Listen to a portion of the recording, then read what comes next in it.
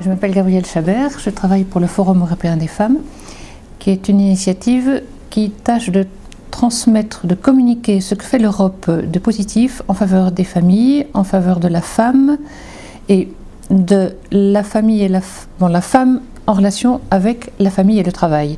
Et spécialement, tous les thèmes de conciliation entre famille et travail sont des thèmes qui nous intéressent spécialement et qui sont des thèmes qui jouissent actuellement d'une grande importance à l'intérieur de l'Union européenne parce que on se rend compte de plus en plus que la conciliation entre famille et travail favorise la maternité et que l'Europe a besoin d'enfants.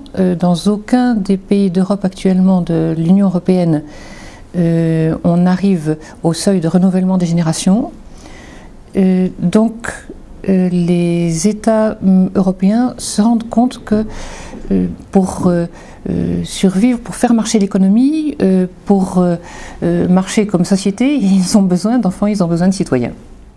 Je vois qu'il y a, on considère très souvent la femme en premier lieu comme un instrument économique, comme quelqu'un qui doit faire fonctionner le marché du travail, et il y a beaucoup de pression qui s'exerce et fiscale et sociale et dans tous les domaines pour qu'il y ait le plus de femmes possible sur le marché du travail et le plus de temps possible.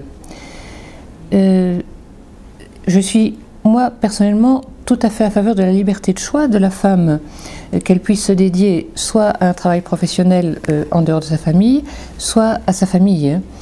Mais il est indéniable que si on veut que la société fonctionne, il faut aussi que les parents puissent dédier du temps à l'éducation de leurs enfants et que les lois deviennent beaucoup plus souples pour faciliter qu'on puisse abandonner une carrière professionnelle, la reprendre en fonction aussi des nécessités de la famille. Et ça, c'est une nécessité qui est assez peu mise en lumière pour le moment et que nous voudrions souligner.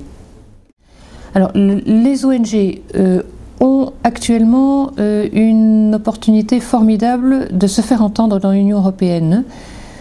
Aussi bien, le Parlement européen est tout à fait à l'écoute du citoyen, c'est son rôle, c'est de faire passer la voix du citoyen, de la citoyenne normale et courante aux institutions.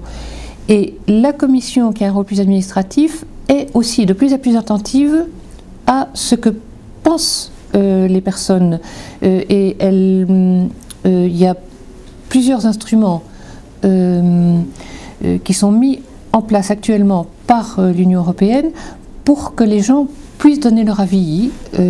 On peut participer à des séminaires, on peut répondre à des enquêtes, on peut envoyer son avis sur des sites internet.